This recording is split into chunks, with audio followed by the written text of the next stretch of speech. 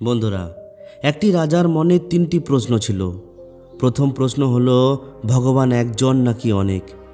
দ্বিতীয় প্রশ্ন হলো, ভগবান যদি থাকেন তাহলে কোথায় থাকেন, আর ভগবানকে কিভাবে পাওয়া যাবে? আর তৃতীয় প্রশ্ন হলো, ভগবান কি করেন? ওই রাজা তার রাজ্যে যত জ্ঞানী লোক ছিল তাদের সবাইকে এই প্রশ্ন করে যে ভগবান একজন নাকি অনেক, কোথায় থাকেন, উনি কি করেন? প্রত্যেকটি মানুষ তারা তাদের বুদ্ধি অনুযায়ী উত্তর দিত, কিন্তু রাজা কারোর উত্তরেই সন্তুষ্ট ছিল না। এরপর একদিন রাজা তার রাজ্যে ঘোড়ায় করে ঘুরে বেড়াচ্ছিলেন। তখন তিনি দেখতে পান যে তার সামনে দিয়ে এক সাধু পেরিয়ে যাচ্ছেন, যিনি নিজের মতো করে এগিয়ে চলেছেন, যাকে দেখে মনে হচ্ছিল যে আর পাঁচটা সাধুর মতো সাধারণ ইনি নন। এই সাধুকে অনেক জ্ঞানী বলে মনে হচ্ছিল। এরপর রাজা ওই সাধুর কাছে পৌঁছায়, আর রাজা ওই সাধুকে ওই তিনটি প্রশ্ন জিজ্ঞাসা করে যে ভগবান একজন নাকি অনেক, কোথায় থাকেন এবং কিভাবে পাওয়া যাবে, ভগবান কি করেন?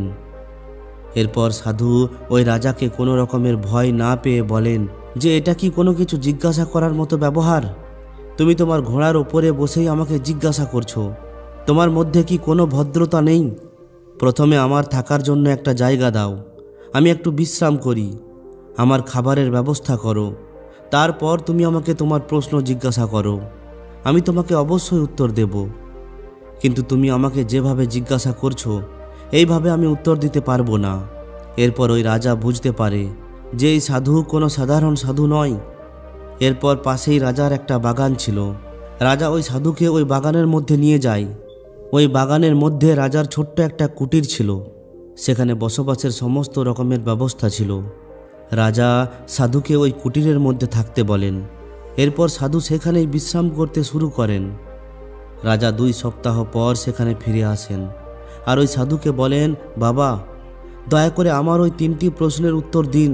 তখন সাধু ওই রাজাকে বলেন, তুমি কি একাই শুনতে চাও নাকি তুমি সবার সামনে শুনতে চাও? তখন রাজা বলেন, যদি সবার সামনে উত্তর দিতেন তাহলে তো খুবই ভালো হতো, সবাই বুঝতে পারত। এরপর সাধু বলেন, ঠিক আছে, তুমি সবাইকে একত্রিত করে নাও। রাজা বলেন, হে বাবা, কিন্তু আমি তো 2-1 দিনের মধ্যে সবাইকে একত্রিত করতে পারবো না, কারণ সবাই অনেক দূরে দূরে থাকে, আর সবাইকে একত্রিত করতে আমার বেশ কয়েকদিন সময় লেগে যাবে। সাধু বলেন, ঠিক আছে, আমার কোনো তাড়া নেই, তুমি সবাইকে একত্রিত করো।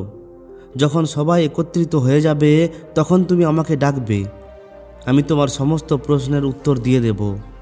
কিন্তু হ্যাঁ, রোজ রোজ আমার কাছে এসে আমাকে বিরক্ত করবে না। যেদিন সমস্ত লোকেরা একত্রিত হয়ে যাবে সেদিনই আমার কাছে আসবে। এরপর রাজা ওই কুটির ছেড়ে চলে যায়। এরপর রাজা ও রাজার মন্ত্রী মিলে 1 মাস পরের একটি তারিখ ঠিক করেন যে এই দিনে সমস্ত লোকেরা একসঙ্গে একত্রিত হবে, আর সাধু সবার সামনে ওই 3টি প্রশ্নের উত্তর দেবেন। এরপর রাজা ওই সাধুর কাছে আসা বন্ধ করে দেয়। এদিকে ওই সাধু খুবই খুশিতেই ছিল। তিনি পূজা পাঠ করতেন, খাবার খেতেন এবং বিশ্রাম করতেন এবং চারিদিকে ঘুরে বেড়াতেন। দেখতে দেখতে 1 মাস পার হয়ে যায়, আর ওই দিন চলে আসে যেদিন সাধুকে ওই 3টি প্রশ্নের উত্তর দিতে হতো। রাজা তার রাজসভা থেকে তার লোকেদের পাঠায় যে তোমরা যাও আর ওই সাধুকে এখানে নিয়ে এসো। রাজমহলে সবাই উপস্থিত ছিলেন। এরপর ওই সাধুকে রাজমহলে নিয়ে আসা হয়। ওই সাধুকে বসার জন্য মহারাজ একটি সিংহাসন দেন, কিন্তু ওই সাধু রাজাকে বলেন যে আমি সিংহাসনে বসতে চাই না, আমি মাটিতে বসেই তোমার সমস্ত প্রশ্নের উত্তর দিতে চাই।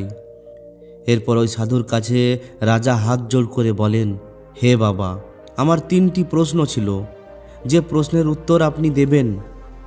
সাধু বলেন, ঠিক আছে, তোমার ওই প্রশ্নকে আরও একবার বলো। এরপর রাজা বলেন যে আমার প্রথম প্রশ্ন হলো, ঈশ্বর একজন নাকি অনেক? আমার দ্বিতীয় প্রশ্ন হলো, ঈশ্বর কোথায় থাকেন? আর আমার তৃতীয় প্রশ্ন হলো, ঈশ্বর কি করেন? এরপর ওই সাধু রাজার প্রথম প্রশ্নের উত্তর দিতে গিয়ে বলেন যে রাজামশাই, আমি তো একজন সাধু, আমি বেশি পড়াশুনো করিনি, কিন্তু আপনি তো অনেক পড়াশুনো জানেন, আপনি গুনতে জানেন যে 1, 2, 3, কিন্তু আমি তো জানি না। এরপর ওই সাধু বলেন, রাজামশাই, আপনি একটি কাজ করুন, আপনি কিছু সোনার মুদ্রা নিয়ে আসুন, আপনি গুনবেন আর আমি আপনাকে বলবো। রাজা বলেন ঠিক আছে। এরপর একটি থালাতে করে বেশ কিছু মুদ্রা নিয়ে আসা হয়। এরপর রাজা গোনা শুরু করেন।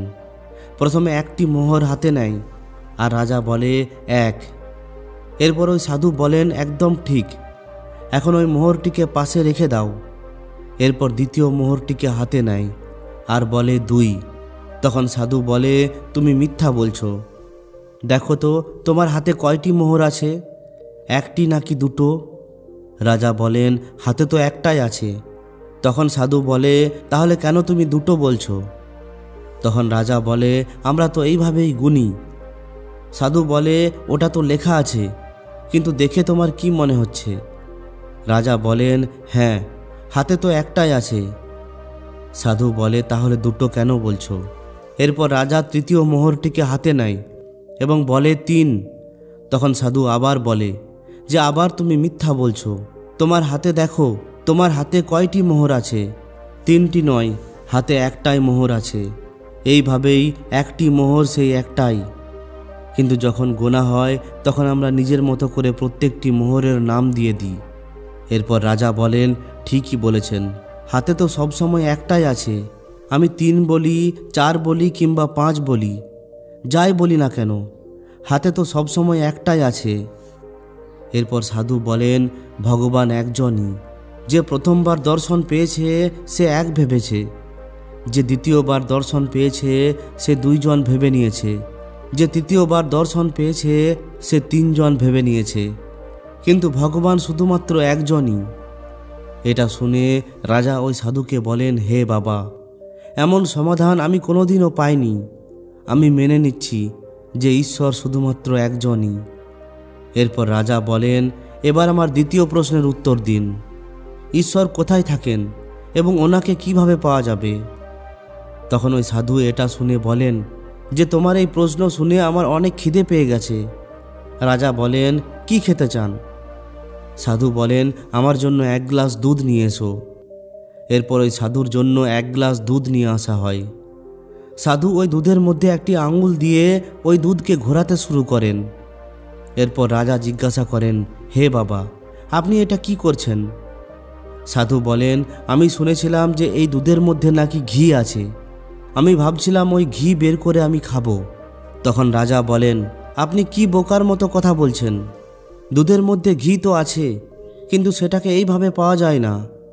তখন সাধু বলে যে তাহলে কিভাবে পাওয়া যাবে? এরপর রাজা বলে যে প্রথমে ওই দুধকে জমাতে হবে, দই তৈরি করতে হবে, তারপর সেটাকে ঘোরাতে হবে, সেখান থেকে মাখন বের করতে হবে, এরপর ওই মাখনকে আগুনে গরম করতে হবে, তারপরেই ঘি পাওয়া যাবে। যদিও ঘি দুধের মধ্যেই আছে, কিন্তু সেটাকে এত সহজে পাওয়া যায় না, তার একটা নিয়ম আছে, আর ওই নিয়মটিকে পালন করলেই তবেই ঘি পাওয়া যাবে। এটা শুনে সাধু ওই দুধের গ্লাসটিকে রেখে দেয়। এটা দেখে রাজা বলেন যে আপনি দুধ খাবেন না? তখন ওই সাধু বলেন যে আমি তো শুধুমাত্র তোমার প্রশ্নের উত্তর দিচ্ছিলাম। তুমি জিজ্ঞাসা করছিলে না যে ভগবান কোথায় থাকে, ভগবানকে কিভাবে পাওয়া যায়? যেমন দুধের মধ্যে ঘি থাকে কিন্তু দেখা যায় না, ঠিক একইভাবে ভগবান সমস্ত জায়গাতেই আছেন, কিন্তু ভগবানকে পাওয়ার জন্য কিছু নিয়ম পালন করতে হয়। ওই নিয়মকে পালন করলেই ভগবানকে পাওয়া যায়। এরপর ওই রাজা হাত জোড় করে ওই সাধুর সামনে বসে পড়েন আর বলেন সত্যি আপনার উত্তর অনেক সুন্দর ছিল, এমন উত্তর আমি আগে কখনোই পাইনি।